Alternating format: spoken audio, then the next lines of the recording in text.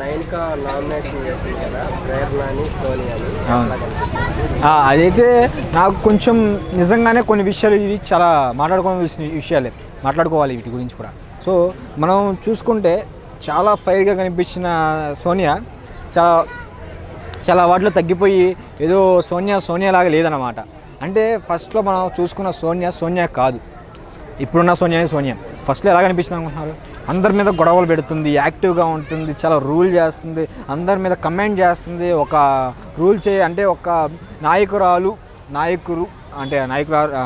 అని అనుకోవచ్చు, నేలకు తిరగలేదు నేను కొంచెం తిట్టుకోమని, నాయకురాలు అనుకోవచ్చు. సో అలాంటి మనస్తత్వం ఉండి అంత యాక్టివ్గా ఉన్న అమ్మాయి, అలా మాట్లాడే అమ్మాయి, సో ఎలా అనుకుంటాం మనం తను చూడగలరి అమ్మాయి గేమ్స్ ఎలా ఆడుతుందో, ఎంత బాగా చేస్తుందో, అంటే ఇంకా ఆమె గురించి ఇంకా ఎక్స్పెక్ట్ చేయొచ్చు, చాలా ఎక్స్పెక్టేషన్ పెట్టుకోవచ్చు. ఎంతమందికి కాంపిటీషన్ అవుతుందో, ఎంతమందిని తో మనం ఎంత బాగా ఆడుతుందో అని చెప్పేసి చాలా ఎక్స్పెక్టేషన్ పెట్టుకున్న వాళ్ళందరినీ డిసప్పాయింట్ చేసింది. అది ఈవెన్ నన్ను కూడా ఒక గొడవల మీద తనకి మిగతా ఆట మీద ఉన్న పాయింట్స్ అంటే ఒక గేమ్లు యాక్టివ్నెస్ తప్ప మిగతా ఆట మీద అన్నిటి మీద యాక్టివ్గానే ఉందామా. అండ్ ఏ విషయంలో చూసుకుంటే ఇక్కడ అభయ్ మీద లేదంటే నిఖిల్ మీద బాగా ఫోకస్గా ఉంది, అలాగే గొడవల మీద చాలా ఫోకస్గా ఉంది. మొన్నటిదాకా నిఖిల్ మీద గొడవ ఆడింది ఫస్ట్ వీక్. సెకండ్ వీక్ వచ్చేసి మనకి టార్గెట్ చేసింది ఎవరంటే విష్ణుప్రియని టార్గెట్ చేసింది సెకండ్ వీక్. ఇలా ఒక వీక్ అలాగే ఫోకస్ చేసుకుంటూ ఒక వీక్ ఫోకస్ చేసుకుంటూ వాళ్ళ మీద ఏం మాట్లాడినా గొడవలు చేసుకుంటూ అలా వెళ్ళిపోవడానికి ట్రై చేసింది. కానీ బట్ అక్కడ అతను గేమ్ మీద కానీ మిగతా రూమ్లో యాక్టివ్గా ఉండటానికి, హౌస్లో యాక్టివ్గా ఉండటానికి కానీ మిగతా దేని మీద ఫోకస్ లేదు తనకి. సో అదే పాయింట్ తీసుకొచ్చి వేసింది అనమాట. అదే కాకుండా ఇంకోటి చికెన్ దొంగతనం, కాకపోతే రెండో పాయింట్ నాకు నచ్చలేదు. రెండో పాయింట్ కూడా చెప్పింది ఆమెకి, నువ్వు చికెన్ ఇన్వాల్వ్మెంట్లో నువ్వు కూడా ఉన్నావు, చికెన్ దొబ్బేసావు అని చెప్పేసి నాకు నచ్చలేదు. సో నువ్వు అంటే ఇది ఇన్వాల్వ్మెంట్లో కొంచెం ఇది నా పాయింట్ నిజంగా, ఈ పాయింట్ వేరే పాయింట్. అంటే చికెన్ పాయింట్లో నువ్వు అంటే వ్యాలిడ్ పాయింట్ అనుకోవచ్చు, లేదనుకోవచ్చు. చికెన్ దొంగతనం చేసావు అనే విషయాన్ని నువ్వు నాకు చెప్పలేదు, చెప్పినా కూడా దొంగతనం చేసావు, చేసిన దానివి చికెన్ తక్కువ చూసుకో అని చెప్పేసి హింట్స్ ఇస్తున్నావు. నాకు అది అర్థం కాలేదు. నేను నువ్వే ఉన్నావని చెప్పేసి నువ్వు మంచి చెప్పి నువ్వే ఉన్నావని చెప్పి నేను ఎక్స్పెక్ట్ చేయలేకపోయాను అని చెప్పేసి అంది. సో ఇక్కడ నాకు సోనియా మీద చాలా చిరాకు వచ్చింది. అంటే తన ఇన్వాల్వ్మెంట్ చాలా కరెక్ట్ పాయింట్ మాట్లాడింది నైనిక. సో సోనియా చేసింది కూడా అలాగే ఉంది. సో అదంతా చిరాకు వ్యవహారం అనమాట అది సోనియాది. సో అక్కడ సోనియా డిఫెండ్ చేసుకున్నాం మాత్రం ఇక్కడ సోనియా గురించి ప్రతిసారి మాట్లాడుకోవాల్సిన విషయం ఏంటంటే తనకి డిఫెండింగ్ స్కిల్స్ కానీ మాట్లాడే స్కిల్స్ కానీ వేరే లెవెల్ ఉంటాయి. తను మాట్లాడే పాయింట్స్ తన వైపు తప్పు ఉన్నా కూడా తను ఎలా మాట్లాడుతుందంటే ఇలా తప్పు ఉందనుకో దాన్ని ఇలా తిప్పి మన వైపు చూపించింది. సో అంత డిఫెండింగ్ స్కిల్స్ ఉన్న అమ్మాయి, అంత మాట్లాడగలిగే అమ్మాయి అనమాట సోనియా. సో అక్కడ కూడా అదే అంది, నేను చికెన్ గురించి చెప్పాను, నువ్వు అనుకోవడం నీ తప్పు, అంటే నేను బాగా ఆడతాను ఎలా అనుకుంటాను నీ తప్పు. సో నేను ఎలా ఉన్నాను అప్పుడు ఎలా ఉన్నాను ఇప్పుడు అలాగే ఉన్నాను, అదే విధంగా ఉన్నాను, నేను గేమ్లో ఆడలేదాను. సో అది నా తప్పే అనుకో, గేమ్లో నేను ఫెయిల్ అయిపోయాను ఆడిన దాంట్లో. నేను నా చీఫ్ ఎలా చెప్తే నేను అలా ఉన్నాను, నేను మంచిగానే ఆడినట్టు నాకు అనిపిస్తుంది. సో నీకు అనిపిస్తుంది నీకు ప్రాబ్లం అని అనిపిస్తుంది. నాకు ఇక్కడ ఇండైరెక్ట్గా నాగార్జున కూడా అన్నట్టు అనిపించింది. ఎందుకంటే ఆయన కూడా ఇదే సేమ్ డైలాగ్ వేస్తే ఆయనకి ఏం చెప్పలేదు అప్పుడు, బట్ ఇక్కడ ఇండైరెక్ట్గా ఆయన కూడా అన్నట్టు అనిపించింది నాకైతే ఒక విధంగా చూసుకుంటే. సో అది ఎనీవేస్ నాగార్జున గారు అంటే అది ఆయన ఆర్జీవి గారు ఇద్దరు కూర్చొని డిస్కస్ చేసుకుంటారు, నేను కూర్చోబెట్టుకు మధ్యలో బయటికి వెళ్ళిన తర్వాత, అది వేరే విషయం.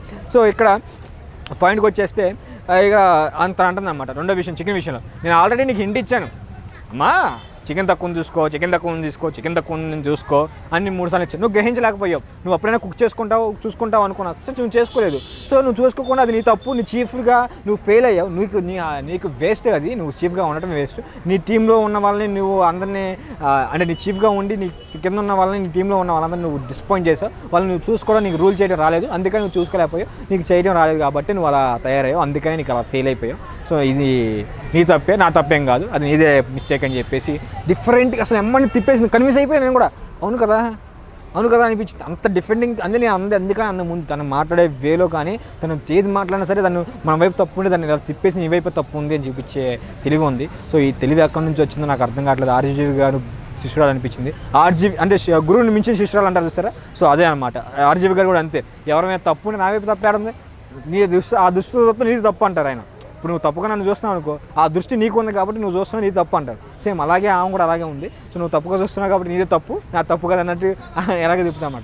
ఆర్జీవి గారి బుద్ధులు చక్కగా వచ్చేసినాయి, శిష్యరేఖం బాగా వర్కౌట్ అయినట్టుంది ఇక్కడ. సో నాకు అది సోనియా మీద నామినేషన్ అలా నాకు ఫేర్ అనిపించింది. అది ఇద్దరు పాయింట్ మాత్రం చాలా మంచిగా అనిపించింది. ఇంకా చూసుకుంటే నెక్స్ట్ ప్రేరణ విషయంలో చేసిన నామినేషన్ అయితే ఏదైతే ఉందో, ప్రేరణ ఆ గేమ్ విషయంలోనే తను తీసుకొని నామినేషన్ అయితే చేసింది. ఈ పాయింట్ వ్యాలిడ్ పాయింటే, బట్ నామినేషన్ అయితే అందరూ వేయొచ్చు. ఎందుకంటే ఆమె చేసిన కన్ఫ్యూజన్లో అంత కన్ఫ్యూజ్ అయిపోయి తను చూసుకోలేకపోవడం ఇవన్నీ కూడా చాలా మైనస్లు అయితే ఉన్నాయి.